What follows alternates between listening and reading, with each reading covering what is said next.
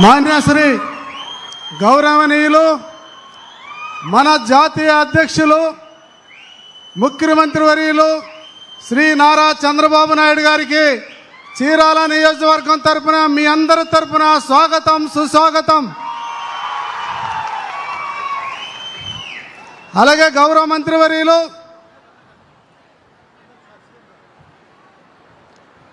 వేదికమైనటువంటి మంత్రులకు ఎమ్మెల్యేలకు కలెక్టర్ గారికి ఆశీనులైనటువంటి అధికారులకి అందరికీ పేరు పేరున నా నమస్కారాలు.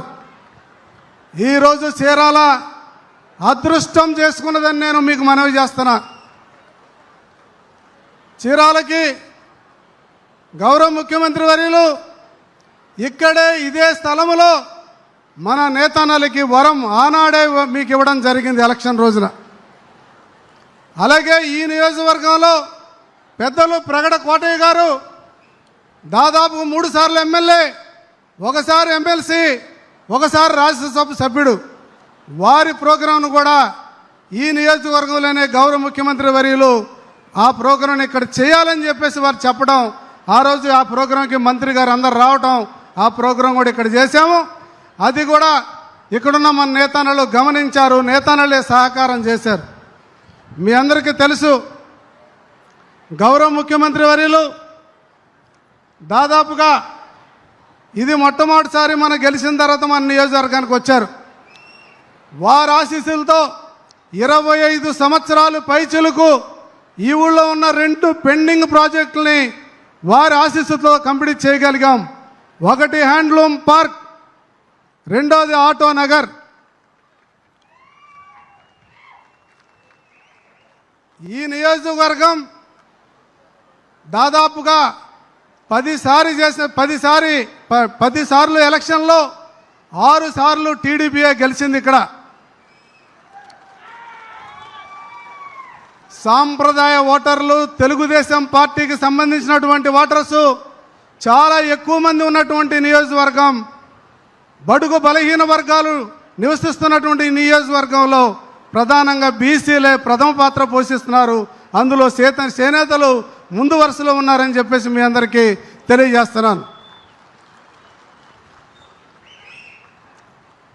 అలాగే ఈ రోజున మన నియోజకవర్గానికి ఆయుష్మాన్ భారత్ కింద 39 కోట్ల రూపాయల డబ్బులు తీసుకొచ్చేసి ఒక క్రిటికల్ కేర్ హాస్పిటల్ ఈ ఊర్లో నిర్మాణం జరుగుతున్నది.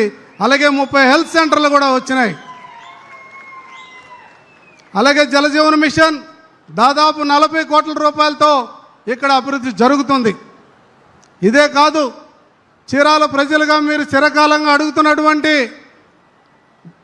ఏదైతే రైల్వే గేట్ అవతల వైపున ఇప్పుడు 3వ లైన్ వేస్తున్నారు, రేపు 4వ లైన్ కూడా రాబోతుంది. అట్టున్నటువంటి వాళ్ళందరూ చాలా ఇబ్బంది పడుతున్నారు. ఆ విషయాన్ని కూడా ఇవాళ ముఖ్యమంత్రి వర్యులకి తెలియజేయబోతున్నాను.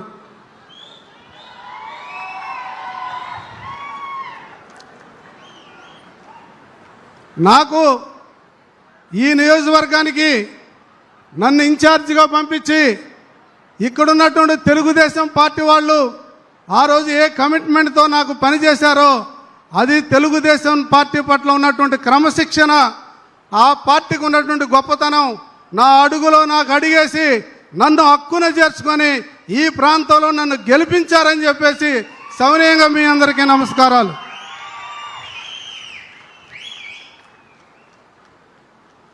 కాబట్టి ఇక్కడ మంత్రివర్యులు వచ్చారు, మీరందరూ కూడా చాలా కోరికలతో ఉన్నారు.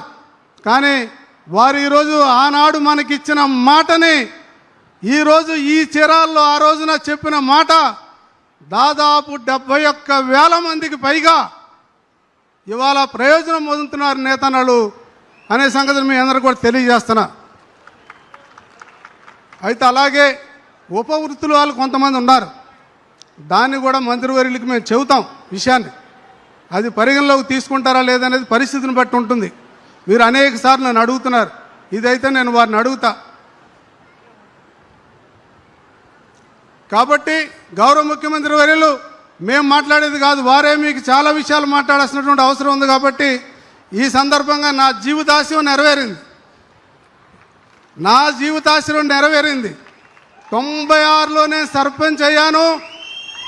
ఏ రోజైనా సరే గౌరవ ముఖ్యమంత్రి వర్యులు ఉన్నటువంటి సభలో నేను ఎమ్మెల్యే కావాలనుకున్నాను, నన్ను ఎమ్మెల్యేని చేశారు. 4 సార్లు ముఖ్యమంత్రి, గుర్తుపెట్టుకోవాలి మీరు, 4 సార్లు ముఖ్యమంత్రి మన ముఖ్యమంత్రి గారు. ఈ రాష్ట్రంలో వారు అన్ని దగ్గర వాళ్ళు అభివృద్ధి చేయటం వదిలేసి రావడమే జరిగిపోయింది. మనకి ఇవాళ కొత్తగా నిర్మాణాలు ఉన్నటువంటి ఈ యొక్క ప్రాంతాన్ని తిరిగి అభివృద్ధి చేసుకోవడంలో వాళ్ళు పడుతున్న కష్టం, ఆయన వయసు, ఆయన చేస్తున్నటువంటి ప్రతి పని ఈరోజు కొన్ని లక్షలాది మంది కార్యకర్తలు మా నాయకులకి మీరే ప్రేరణ అని చెప్పేసి మీ అందరికీ సవినయంగా తెలియజేసుకుంటున్నా. గౌరవ ముఖ్యమంత్రి గారు నాకు ఇచ్చినటువంటి ఈ అవకాశానికి ధన్యవాదాలు, నమస్కారాలు.